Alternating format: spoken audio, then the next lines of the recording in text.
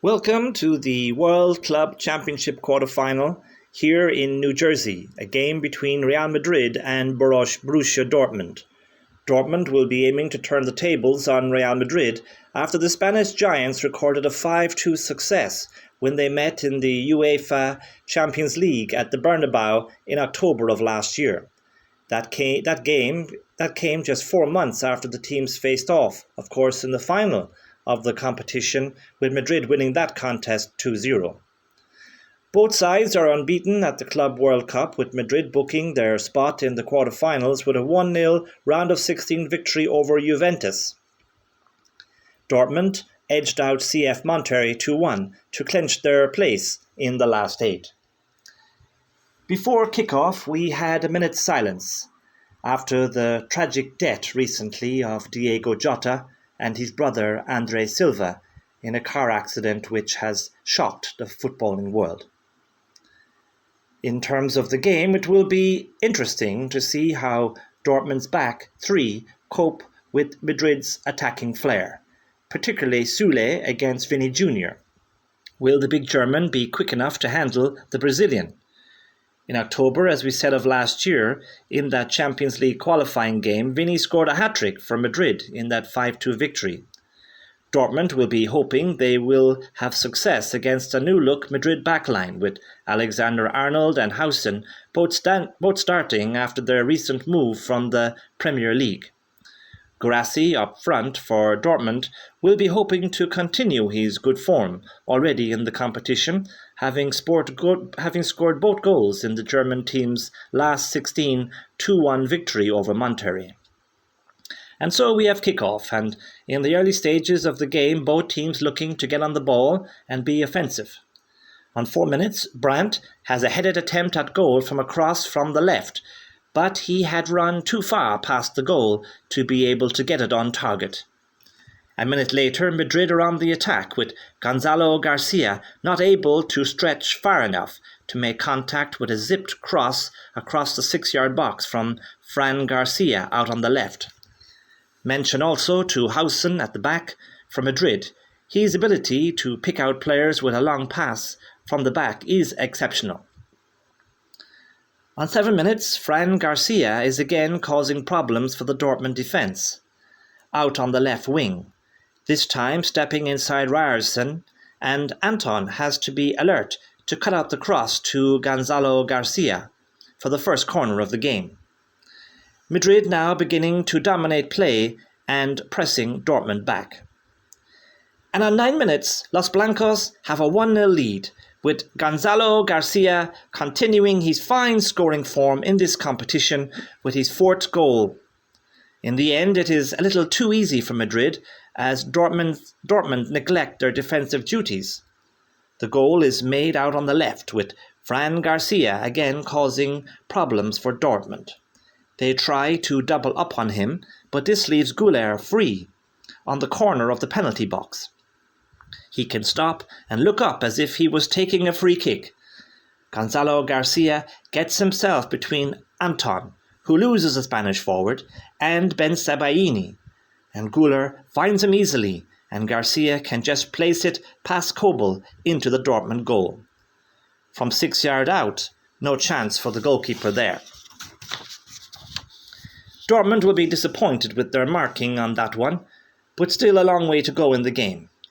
Xavi Alonso, a new young coach at Madrid, must have felt a lot of pressure with his decision to stick with the in-form but young Gonzalo Garcia over the legendary Kylian Mbappe, who is fit again after a stomach virus.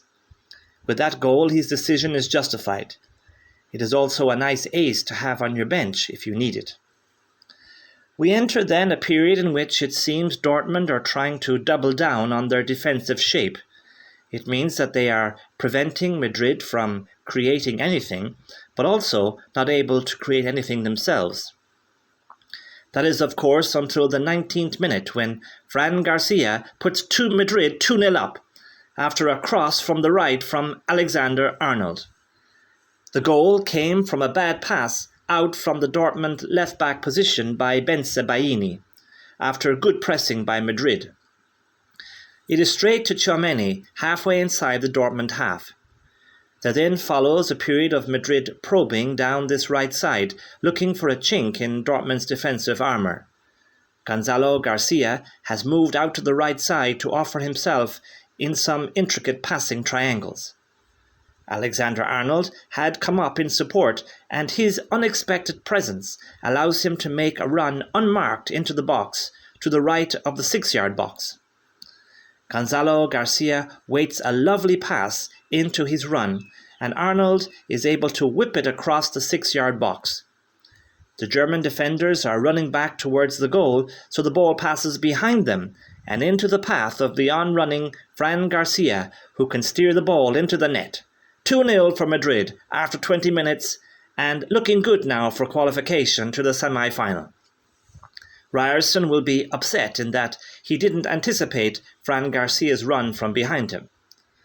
Of course, the last time these two clubs met in October, Dortmund were 2 goals up, before losing eventually 5-2 to Madrid. Dortmund will be hoping they can effect a similar turnover. But Dortmund will need to get their attacking game going, especially players like Adeyemi and Guirassy. Then, on 26 minutes, Madrid should be 3 goals up and out of sight. And it is Dortmund's old player Bellingham who has the opportunity. It starts with Tchouaméni picking up the ball behind the Dortmund midfield after making a run forward anticipating the space. He hooks it first time inside Anton into the path of Vinny Jr. centrally, about 20 yards from the Dortmund penalty area. Vinny cleverly steps over the ball, continuing his run forward, taking Soulé with him and leaving space behind him for Bellingham to take on the ball and drive into the penalty box. Soulé tries to get back to block, but Bellingham's low shot is past Kobel's left-hand post and wide by about 5 yards. He tried to place it with his left foot, and he will be disappointed with himself that he didn't do better. A let-off for Dortmund, who, if they are not careful, could be out of this game before half-time, if they are not already out of it. On 36 minutes, we have a cooling break amidst this intense summer heat here in New Jersey. It will be a chance for Dortmund to get some tactical information to their players to try to get them more into this game. One compliment to Madrid is that we have hardly mentioned Rudiger at the back, or goalkeeper Courtois. Dortmund would have been hoping Adeyemi would have had more joy out on their left side against Alexander-Arnold, especially with the Madrid player's propensity to drift into midfield, but so far the Liverpool-born player has managed to his offensive and defensive duties well. Madrid now on 40 minutes willing to sit back a bit more and get to half-time, allowing Dortmund more possession in the Madrid half. But despite good possession and crosses into the box, Madrid seem to have their number and are dealing with what Dortmund are throwing at them. Julian Brandt has also struggled to get into this game so far.